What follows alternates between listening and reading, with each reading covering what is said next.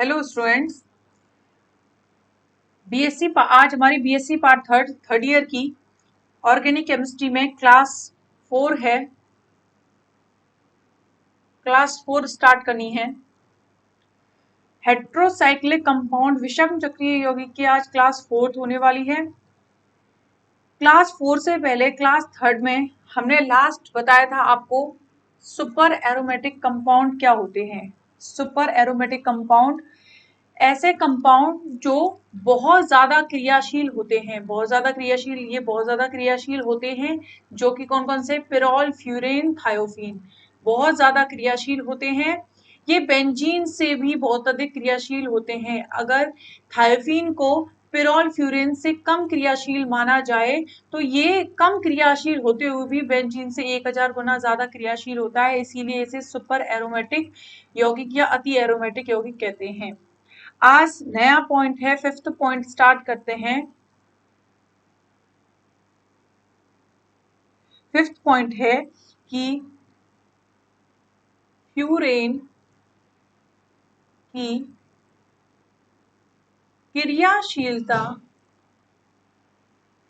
की क्रियाशीलता पिरोल से कम होती है।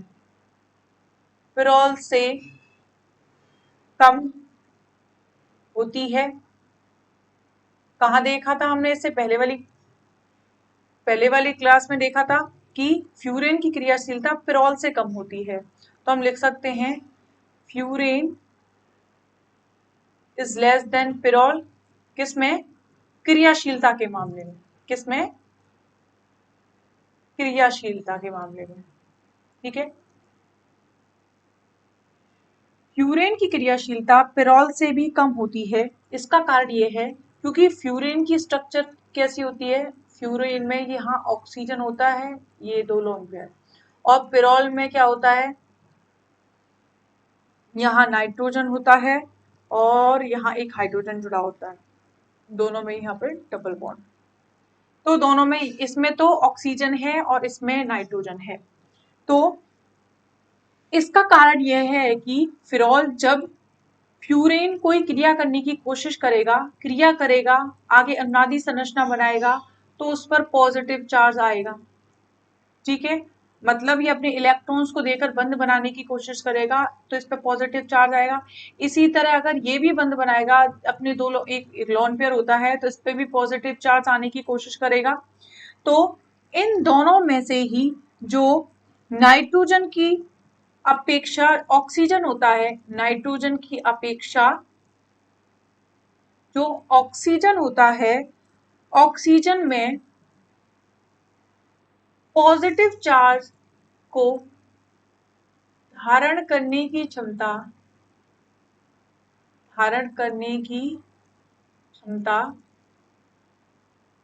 कम होती है। ये ऑक्सीजन नहीं चाहता कि आसानी से इस पर पॉजिटिव चार्ज आ जाए, लेकिन नाइट्रोजन पर अगर पॉजिटिव चार्ज आ जाता है तो चल जाता है, इसीलिए ये जल्दी से क्रिया करता है। अगर पॉजिटिव चार्ज भी आ रहा है तो उस पर कोई फर्क नहीं पड़ता, आगे क्रिया करता है और क्रियाशीलता इसकी ज्यादा होती है फ्यूरेन की तुलना में। अगर आगे थायोफीन की बात करें, थायोफीन में क्या होता है, थायोफीन में एक थायोफीन में सल्फर परमाणु का आकार, इसका आकार बड़ा होता है। ये कैसे आकार का होता है? बड़े आकार का होने के कारण वलय द्वारा लगाए जाने वाला प्लस एम इफेक्ट, किसके द्वारा? वलय द्वारा लगाए जाने वाला plus M effect. Plus M effect वाले और कौन से समूह हो सकते हैं, जैसे कि OH। माइनस एम वाले कौन से समूह हो सकते हैं, जैसे कि NO2। ठीक है, तो इसके बड़े आकार के कारण इस पर लगाए जाने वाला प्लस एम प्रभाव ऑक्सीजन की तुलना में, प्लस एम प्रभाव ऑक्सीजन की तुलना में कम होता है। इस वाले अगर ऑक्सीजन की बात करें तो इसमें प्लस एम प्रभाव क्या होगा? ज्यादा होगा, और इसमें अगर प्लस एम प्रभाव की बात करें तो इसमें प्लस एम प्रभाव कम होगा। तो थायोफीन है, थायोफीन में सल्फर के बड़े आकार के कारण थायोफीन में प्लस एम प्रभाव कम होता है ऑक्सीजन की तुलना में। ऑक्सीजन की तुलना में, अतः थायोफीन की क्रियाशीलता, इसकी क्रियाशीलता फ्यूरेन से भी कम होती है। तो कल हमने क्रम लगाया था, तो किस तरह से लगाया था, पिरोल, थायोफीन और लास्ट में हमने क्या लिखा था यहाँ पे, बेंजीन। ठीक है, तो पिरोल और थायोफीन, पिरोल और फ्यूरेन में अगर क्रियाशीलता देखें तो पिरोल की ज्यादा होती है, और पिरोल की क्रियाशीलता ज्यादा होने का कारण क्या क्या है, क्योंकि क्रियाशीलता है, क्रिया करेंगे तो इस पर पॉजिटिव चार्ज आने की कोशिश करता है, पॉजिटिव चार्ज आएगा तो नाइट्रोजन में तो इतनी क्षमता है कि वो पॉजिटिव चार्ज को धारण कर सकता है, लेकिन ऑक्सीजन में ये क्षमता नहीं होती है। नाइट्रोजन की अपेक्षा ऑक्सीजन में पॉजिटिव चार्ज को धारण करने की क्षमता कम होती है, इसलिए नाइट्रोजन वाला कंपाउंड ये ज्यादा क्रियाशील होता है, जबकि फ्यूरेन कम क्रियाशील होता है। अब इन दोनों में भी देखें तो सल्फर के बड़े आकार के कारण इसका प्लस एम प्रभाव कम होता है और इसका प्लस एम प्रभाव ज्यादा होता है, और प्लस एम प्रभाव ज्यादा होने के कारण इसकी क्रियाशीलता एस से भी ज्यादा होती है। प्लस एम प्रभाव का मतलब है इलेक्ट्रॉन देकर, एक मिनट, प्लस एम का मतलब क्या है वो देख लेते हैं। प्लस एम का मतलब है इलेक्ट्रॉन देकर अनुनाद शुरू करना। ठीक है, तो ये केवल आपको याद रखना है, अनुनाद शुरू करना है। प्लस एम प्रभाव ज्यादा है तो मतलब है ऑक्सीजन में ज्यादा अनुनाद होगा, अनुनाद होने से बंध टूटेंगे और क्रियाशीलता इसकी ज्यादा हो जाएगी। तो सबसे कम क्रियाशीलता पिरोल, सबसे ज्यादा क्रियाशीलता पिरोल की, फिर फ्यूरेन की, फिर थायोफीन की, और सबसे कम होती है बेंजीन की क्रियाशीलता। ये हो गया हमारा 5th पॉइंट। इसके बाद है 6th पॉइंट, जो कि इनसे थोड़ा अलग है। 6th पॉइंट स्टार्ट करते हैं। 6th पॉइंट, 6th पॉइंट है कि ये जो यौगिक हैं, कौन से यौगिक, वही पिरोल, फ्यूरेन और थायोफीन,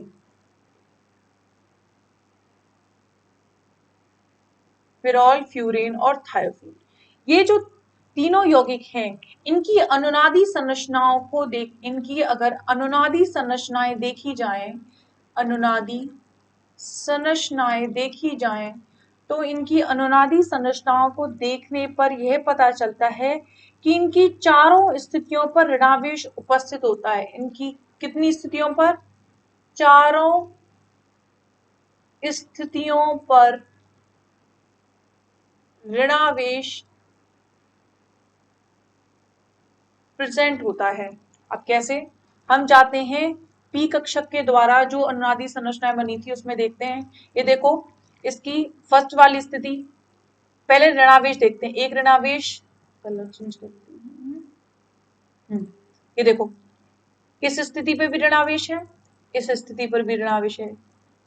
आगे देखो, ये ऋणावेश है ही, इसके बाद इस वाली स्थिति पर भी ऋणावेश है और इस वाली स्थिति पर भी ऋणावेश है। मतलब ये है कि अगर हम यहाँ Z बनाएं, Z का मतलब कुछ भी हो सकता है, ये लिखा है Z मतलब पिरोल, फ्यूरिन, थायोफीन, किसी के लिए भी हो सकता है। तो इस वाली स्थिति, इस वाली स्थिति, इस वाली स्थिति और इस वाली, इन चारों ही स्थितियों पर क्या है, ऋणावेश। इसके, ये हमें पता कैसे चला है, इसकी अनुनादी संरचनाओं को देखने से हमें पता चला है। तो इनकी चारों स्थितियों पर नेगेटिव चार्ज उपस्थित होता है, इसलिए जब चारों स्थिति पर नेगेटिव चार्ज उपस्थित होगा तो उन चारों स्थितियों पर इलेक्ट्रॉन डेंसिटी, इलेक्ट्रॉन घनत्व भी क्या होगा, ज्यादा होगा। जब इलेक्ट्रॉन घनत्व ज्यादा होगा तो इलेक्ट्रॉन स्नेही, इलेक्ट्रॉन स्नेही कौन होते हैं, जिन पर पॉजिटिव चार्ज होता है, जो इलेक्ट्रॉन से स्नेह दर्शाते हैं। तो हम यहाँ पर बनाते हैं, Z बना दिया, और यहाँ ये 5 सदस्य वलय बनाई, यहाँ पे भी नेगेटिव, यहाँ इधर नेगेटिव, यहाँ नेगेटिव, यहाँ नेगेटिव और यहाँ नेगेटिव आता है जब इसकी अनुनादी संरचनाएं बनती है। तो इन चारों ही स्थितियों पर, चारों ही स्थितियों पर इलेक्ट्रॉन घनत्व क्या है, इलेक्ट्रॉन डेंसिटी ज्यादा होगी। तो कोई भी इलेक्ट्रॉन स्नेही जिस पर पॉजिटिव चार्ज होता है वो आसानी से आक्रमण कर सकता है। तो इलेक्ट्रॉन स्नेही का क्या होगा यहाँ पर, आक्रमण। और जब इलेक्ट्रॉन स्नेही का आक्रमण होगा तो कौन सी अभिक्रियाएं प्रदर्शित होंगी, इलेक्ट्रॉन स्नेही प्रतिस्थापन रिएक्शन। कौन सी अभिक्रिया प्रदर्शित होंगी? इलेक्ट्रॉन स्नेही प्रतिस्थापन अभिक्रियाएं। अब इसके बाद देखो, ये जो स्थितियां हैं, इस डायग्राम को मैं दोबारा बनाती हूं। ये Z, ये देखो, ये वाली स्थितियों को तो अल्फा कह दिया है और इन वाली स्थितियों को क्या कह दिया है? बीटा कह दिया है। तो इलेक्ट्रॉन स्नेही का आक्रमण इन चारों स्थितियों पर हो सकता है। क्यों? क्योंकि इलेक्ट्रॉन घनत्व ज्यादा है। लेकिन लेकिन क्या होता है? लेकिन इसमें प्रतिस्थापन अधिकांशतः अल्फा, देखो इसके सापेक्ष, ये इस स्थिति को 1 माने तो ये 2, ये 3, ये 4 और ये 5, तो अल्फा या फिर 2 5, तो अल्फा स्थिति या अल्फा कौन कौन सी है? 2 और 5, 2 और 5, 2 5 स्थिति पर ही, इन दोनों स्थिति पर ही इलेक्ट्रॉन स्नेही प्रतिस्थापन अभिक्रियाएं संभव होती हैं। इन पर आसानी से इलेक्ट्रॉन स्नेही प्रतिस्थापन अभिक्रियाएं संपन्न होती हैं। किसकी बजाय? बीटा स्थिति या 3-4 स्थिति की, इसकी बजाय। तो कौन सी स्थिति पर इलेक्ट्रॉन स्नेही प्रतिस्थापन अभिक्रियाएं संपन्न होंगी? अल्फा या फिर कहें 2-5 स्थिति पर इलेक्ट्रॉन स्नेही प्रतिस्थापन अभिक्रियाएं संपन्न होती हैं। अब इसका कारण क्या है? अब इसका कारण समझते हैं कि 2-5 स्थिति पर ही इलेक्ट्रॉन स्नेही प्रतिस्थापन अभिक्रियाएं संपन्न क्यों हो रही हैं। देखो, इसका रीजन देखते हैं। 6.6 में 6 पॉइंट चल रहा है, 6 का ही रीजन देखते हैं। रीजन क्या है कि रिएक्शन अल्फा या फिर क्या कहें 2-5 स्थिति पर आसानी से संपन्न होती हैं। कौन सी अभिक्रियाएं? इलेक्ट्रॉन स्नेही प्रतिस्थापन अभिक्रिया। इलेक्ट्रॉन स्नेही अभिक्रियाएं कौन सी स्थिति पर संपन्न हो रही है? अल्फा या फिर 2-5 स्थिति पर। रीजन ये है कि अल्फा स्थिति पर इलेक्ट्रॉन स्नेही का अगर आक्रमण, अल्फा या फिर 2-5 स्थिति पर इलेक्ट्रॉन स्नेही का आक्रमण होने पर जो मध्यवर्ती कार्बोकेटायन बनता है, उसकी इसमें जब इलेक्ट्रॉन स्नेही का आक्रमण होता है तो जो मध्यवर्ती कार्बोकेटायन बनता है उसका स्थायीकरण, इस मध्यवर्ती कार्बोकेटायन का स्थायीकरण 3 अनुनादी संरचनाओं द्वारा होता है। कितनी अनुनादी संरचनाओं द्वारा? 3 अनुनादी संरचनाओं द्वारा होता है। क्या होता है? स्थायीकरण। ठीक है। लेकिन अगर हम बीटा स्थिति या फिर कौन सी स्थिति? बीटा स्थिति या फिर कौन सी 3-4 स्थिति की बात करें तो जब उस पर इलेक्ट्रॉन स्नेही का आक्रमण होकर मध्यवर्ती कार्बोकेटायन बनता है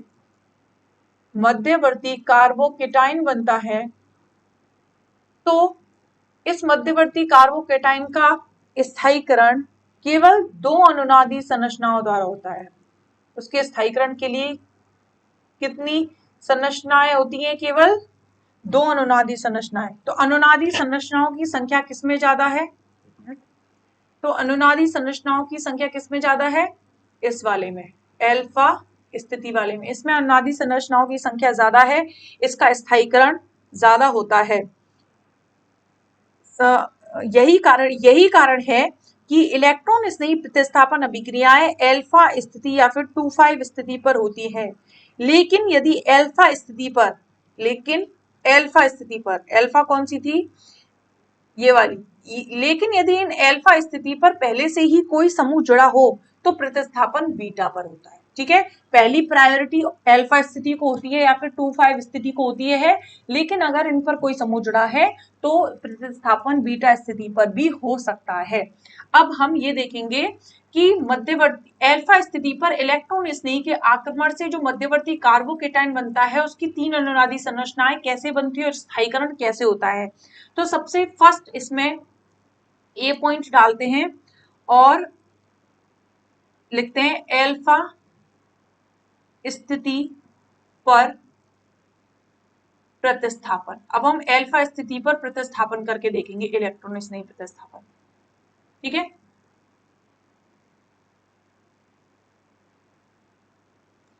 देखो सबसे पहले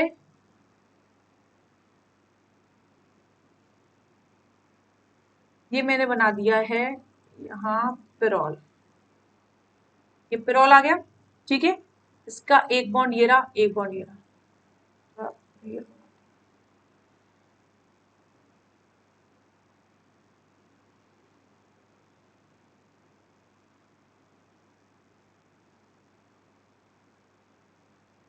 ये बन गई पिरोल की स्ट्रक्चर। अब इसमें हमें इलेक्ट्रॉन स्नेही का आक्रमण मतलब ई प्लस का आक्रमण करवाना है। तो ई प्लस का आक्रमण कब होगा? जब ई प्लस कहाँ जाके जुड़ेगा? जब उसे नेगेटिव चार्ज मिलेगा। तो नेगेटिव चार्ज मिलने के लिए हमें पहले नेगेटिव चार्ज को अराइज करना पड़ेगा। तो हमें कैसे अराइज करेंगे? देखो सबसे पहले ये बॉन्ड तोड़ेंगे, क्योंकि हमें अल्फा स्थिति पर या तो ये तोड़ लो या फिर ये तोड़ लो। बॉन्ड के इलेक्ट्रॉन इस पर गए, बॉन्ड के इलेक्ट्रॉन इस पर गए, तो इस पे क्या आएगा? माइनस चार्ज, इस पे क्या आएगा? Plus charge. ठीक है, ये वाला बॉन्ड तोड़ा, बॉन्ड के इलेक्ट्रॉन क्योंकि इस दिशा में हो रहा है अनुनाद, तो बॉन्ड के इलेक्ट्रॉन इस इधर गए, इस पे माइनस आ गया और इस पे क्या आ गया? प्लस आ गया। ठीक है, अब यहाँ दो लोन पेयर है, ये लोन पेयर किसके बराबर है? माइनस के बराबर। तो अगली स्ट्रक्चर में क्या बनेगा? देखो अगली स्ट्रक्चर में यहाँ पर पहले से एक हाइड्रोजन जुड़ा होगा, क्योंकि इन सभी स्थितियों पर हाइड्रोजन है जो कि हमने दिखाए हुए नहीं है। ये नाइट्रोजन, यहाँ पर आके कौन जुड़ गया? एक ई, इलेक्ट्रॉन इसने ही, हाइड्रोजन पहले से जुड़ा हुआ है। ठीक है, अब देखो ये प्लस माइनस इन दोनों ने आपस में बॉन्ड बना लिया, तो यहाँ पर एक बॉन्ड आ गया। क्योंकि ये लोन पेयर एक माइनस के बराबर था, तो यहाँ पर एक बॉन्ड आ जाएगा। ठीक है, एक बॉन्ड आ गया।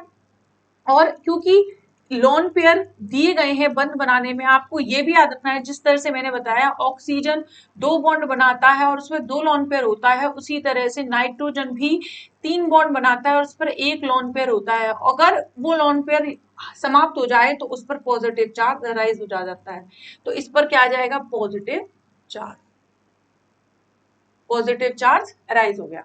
ठीक है, अब आगे ये जो मध्यवर्ती बना है, हमने इसी ये मध्यवर्ती कार्बोकेटाइन तीन अनुनादी संरचनाओं द्वारा स्थायीकरण करता है। यही है मध्यवर्ती कार्बोकेटाइन।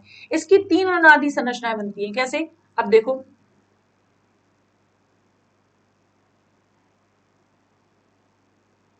देखो बॉन्ड ब्रेक करना है हमें, ये वाला बॉन्ड ब्रेक किया। अब हमने बॉन्ड के इलेक्ट्रॉन इस पे आए, क्योंकि नाइट्रोजन अपना पॉजिटिव चार्ज खत्म करना चाहता है, क्योंकि ये अनस्टेबल है। स्टेबिलिटी के लिए नाइट्रोजन अपना पॉजिटिव चार्ज खत्म करेगा। जैसे ही बॉन्ड के इलेक्ट्रॉन इस पे आएंगे तो इस पे क्या आ जाएगा? माइनस चार्ज, और इस पे आ जाएगा प्लस। माइनस से प्लस इसका कट जाएगा, तो आगे स्ट्रक्चर में क्या बनेगा?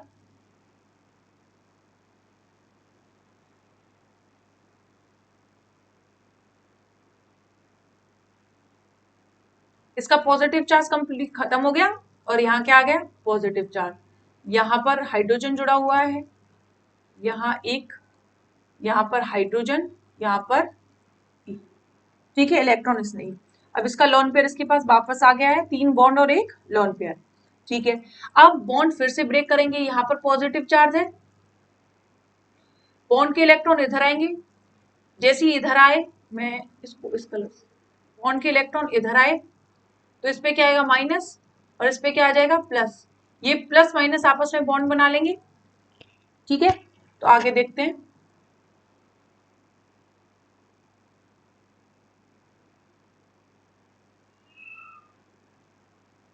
नाइट्रोजन, यहाँ पे हाइड्रोजन जुड़ा है, यहाँ पर ई, इलेक्ट्रॉन, यहाँ पॉजिटिव चार्ज अराइज हो गया, यहाँ पर बॉन्ड बन गया, ये हाइड्रोजन और एक लोन पेयर है। ठीक है, अब क्या होगा? इलेक्ट्रॉन इसने ही जुड़ा है, इलेक्ट्रॉन इसने जिस जगह जुड़ा हुआ है उस स्थिति से अब हमें हाइड्रोजन को निकालना पड़ेगा।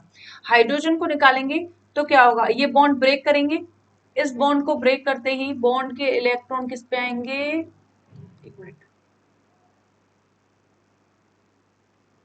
ये बॉन्ड तोड़ा, ये वाला बॉन्ड तोड़ेंगे, बॉन्ड के इलेक्ट्रॉन इस वाली स्थिति पर आएंगे, अल्फा स्थिति पर, इस पर प्लस आएगा, इस अल्फा स्थिति पर माइनस आएगा, क्या निकल गया H प्लस, तो अब हो गया माइनस H प्लस, और ये अल्फा स्थिति का माइनस और ये दोबारा से क्या बना लेंगे, बॉन्ड बना लेंगे। तो नाइट्रोजन H, यहाँ पर एक डबल बॉन्ड है और यहाँ डबल बॉन्ड बन गया और यहाँ आके क्या जुड़ गया E। तो इलेक्ट्रॉन स्नेही हमने जोड़ दिया। इलेक्ट्रॉन स्नेही जब जुड़ा है उस कंडीशन में जो मध्यवर्ती कार्बोकेटाइन है वो 3 अनुनादी संरचनाओं द्वारा स्थायी होता है। इसमें कितनी अनुनादी संरचनाएं बनी है, 3 बनी है, इसीलिए अल्फा स्थिति पर आक्रमण होता है। अब बीटा स्थिति में भी 2 अनुनादी संरचनाएं कैसे बनती है उसको भी देखेंगे, लेकिन बीटा स्थिति पर आक्रमण तब होता है जब अल्फा स्थिति पर कोई समूह पहले से ही जुड़ा होता है। तो अब हम देखेंगे बीटा स्थिति पर। बीटा स्थिति पर इलेक्ट्रॉन स्नेही प्रतिस्थापन। ओके, अब हम बीटा स्थिति पर इलेक्ट्रॉन स्नेही प्रतिस्थापन देखेंगे जिसमें मध्यवर्ती की 2 अनुनादी संरचनाएं द्वारा स्थायीकरण होगा। तो देखो अब हम बनाते हैं, दोबारा से मैं पेरोल बना रही हूं, ये बना दिया पेरोल, एक लोन पेयर इस पर और यहाँ पर 2 डबल, ये पेरोल बन गया। अब वही इलेक्ट्रॉन स्नेही का आक्रमण करना है। इलेक्ट्रॉन स्नेही के आक्रमण के लिए हमें माइनस राइज करना होगा, तो हमने लिया ये बॉन्ड तोड़ा, बॉन्ड के इलेक्ट्रॉन इस पे आए, इस पे माइनस और इस पे क्या आ गया, प्लस चार्ज राइज हो गया। तो अब बनाते हैं हम,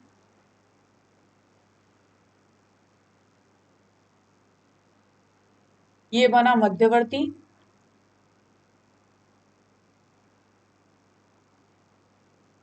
यहाँ पर हाइड्रोजन जुड़ा हुआ था पहले से और E आके और जुड़ गया क्योंकि इसमें माइनस आ गया और यहाँ पर क्या आ गया, प्लस। ठीक है, ये बन गया मध्यवर्ती। अब इस मध्यवर्ती की अनुनादी संरचनाएं बनाते हैं। क्या होगा, बॉन्ड को तोड़ना है। एक मिनट, यहाँ पर ये बॉन्ड तोड़ने के साथ साथ ये वाला बॉन्ड भी, यहां से ये बॉन्ड टूटा, यहाँ माइनस आ गया। एक मिनट, ये अल्फा स्थिति पर ही अटैक करवा दिया, सॉरी मुझे अल्फा स्थिति पर नहीं बीटा स्थिति पर अटैक करवाना है। एक मिनट,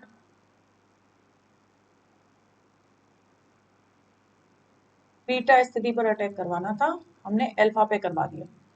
ये भी मिटाना होगा, ये भी मिटा दो। ओके, देखो ये हम, क्योंकि हमें बीटा स्थिति पर अटैक करना है तो हमें बीटा स्थिति पर माइनस लाना है। बॉन्ड के इलेक्ट्रॉन अब इधर जाएंगे तो इस पे माइनस आएगा, इधर प्लस। जैसे ही इधर प्लस आया तो ये माइनस, ये एक लोन पेयर माइनस के बराबर हो गया, तो ये माइनस प्लस यहाँ बॉन्ड फॉर्म हो जाएगा और यहाँ माइनस E आके यहाँ जुड़ जाएगा। तो क्या होगा, यहाँ हाइड्रोजन पहले से जुड़ा हुआ है, इलेक्ट्रॉन इसने आके जुड़ गया और इधर क्या आ जाएगा, डबल बॉन्ड, और जैसे ही यहाँ डबल बॉन्ड आएगा इस पर क्या आ जाएगा, पॉजिटिव चार्ज। क्यों, क्योंकि नाइट्रोजन 3 से ज्यादा बंध, चौथा बंध बनाता है, तो इसका मतलब है उसने अपने एक लोन पेयर को खो दिया है, तो उस पर क्या आ जाएगा, पॉजिटिव चार्ज। ठीक है, अब आगे इस प्रोसेस को आगे बढ़ाते हैं। क्या होगा, इसकी अनुनादी संरचनाएं बनाते हैं, बॉन्ड ब्रेक करते हैं, ये बॉन्ड ब्रेक होगा, बॉन्ड के इलेक्ट्रॉन इस पर आए, क्योंकि नाइट्रोजन क्या करेगा, अपना पॉजिटिव चार्ज, अनस्टेबल हो गया, अब कोशिश करेगा मेरा पॉजिटिव चार्ज खत्म हो जाए। तो जैसे ही नाइट्रोजन पे आए, नाइट्रोजन पे क्या आएगा, माइनस, इस कंडीशन पे क्या आ जाएगा, प्लस, प्लस आ गया, प्लस से माइनस इसका कट गया, तो अब आगे स्ट्रक्चर क्या बनेगी, अब नाइट्रोजन पे दोबारा से लोन पेयर आ गया, मतलब उसने जैसे ही एक चौथा बॉन्ड तोड़ा तो उसका मतलब है उस पर उसका लोन पेयर वापस आ गया। हाइड्रोजन, यहाँ हाइड्रोजन जुड़ा हुआ है, यहाँ E जुड़ा हुआ है। ठीक है, अब यहाँ पर क्या आ गया, पॉजिटिव चार्ज आ गया, यहाँ बॉन्ड फॉर्म पहले से ही है। ठीक है, अब क्या होगा, अब हमें क्या करना है, E को जोड़ा है तो हमें H को निकालना पड़ेगा, तो हम ये बॉन्ड तोड़ेंगे। जैसे ये बॉन्ड तोड़ेंगे, देखो अब हम यहाँ प्लस आ गया, अगर यहाँ माइनस लाएं तो पिरोल दोबारा वापस बन जाएगा। तो ये बॉन्ड तोड़ा, बॉन्ड के इलेक्ट्रॉन इस वाली बीटा स्थिति पर आए, बीटा स्थिति पर क्या आ गया माइनस, इस पे क्या आ गया प्लस, तो क्या निकल जाएगा माइनस H प्लस।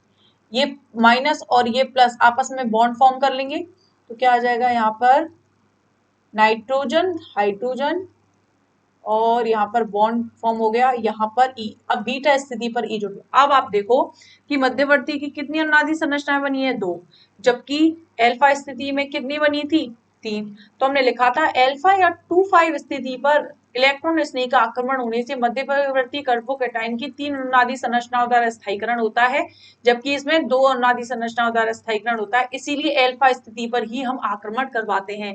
बीटा स्थिति पर कब करवाते हैं, जब एल्फा स्थिति पर कोई समूह पहले से ही अटैच होता है।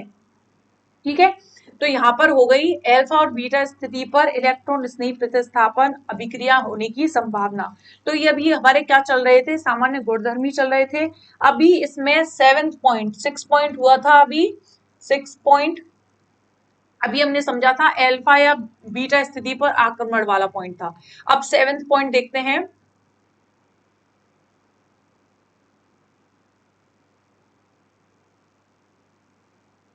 सेवेंथ पॉइंट देखते हैं।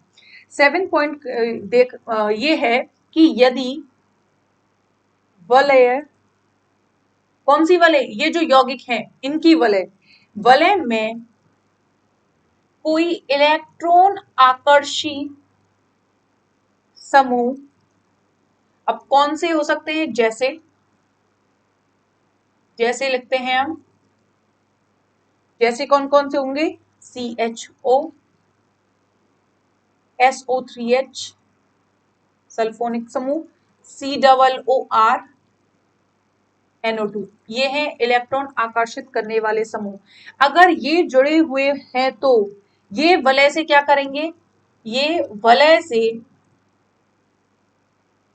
से इलेक्ट्रॉन घनत्व को अपनी तरफ आकर्षित करेंगे, और अपनी तरफ आकर्षित करेंगे तो वलय का इलेक्ट्रॉन घनत्व क्या हो जाएगा, कम हो जाएगा। जैसे ही वलय का इलेक्ट्रॉन घनत्व कम हो जाएगा तो इसकी क्रियाशीलता क्या हो जाएगी, कम हो जाएगी।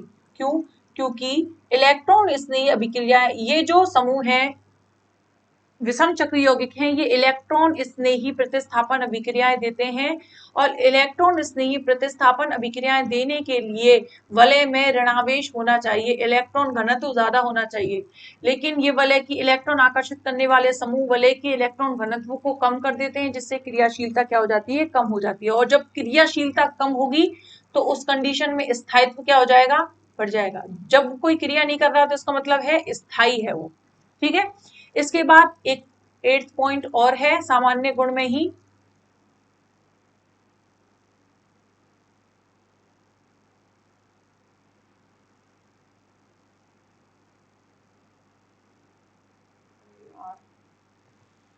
सामान्य गुण में 8th पॉइंट देखते हैं। अभी जैसे हमने पढ़ा था कि कोई इलेक्ट्रॉन आकर्षित करने वाला समूह जुड़ा हो तो इलेक्ट्रॉन घनत्व में क्या कर देगा, कमी कर देगा। इसके विपरीत अगर कोई इलेक्ट्रॉन प्रतिकर्षित करने वाला प्रतिकर्षी समूह जुड़ा हो, किसमें, वलय के साथ, कौन सी वलय, पेरोल, फ्यूरेन और थायोफीन के साथ समूह जुड़ा हो, इलेक्ट्रॉन प्रतिकर्षित करने वाला समूह जुड़ा हो। इलेक्ट्रॉन प्रतिकर्षित करने वाला समूह मतलब इलेक्ट्रॉन देने वाला समूह जुड़ा हो। इलेक्ट्रॉन देने वाला समूह कौन कौन से हो सकते हैं, जैसे जैसे NH2, NR2, OH, OR, etc। ये एक समूह जुड़े हों तो ये क्या करेंगे, इलेक्ट्रॉन देंगे, और वलय में इलेक्ट्रॉन घनत्व को, वलय में इलेक्ट्रॉन घनत्व को क्या कर देंगे, बढ़ा देंगे। जैसे ही वलय में इलेक्ट्रॉन घनत्व बढ़ेगा तो इलेक्ट्रॉन स्नेही प्रतिस्थापन अभिक्रियाएं, प्रतिस्थापन अभिक्रियाओं के प्रतिक्रियाशीलता, अभिक्रियाओं के प्रति क्रियाशीलता, क्या लिखें, क्रियाशीलता बढ़ जाएगी क्योंकि इलेक्ट्रॉन घनत्व बढ़ा है।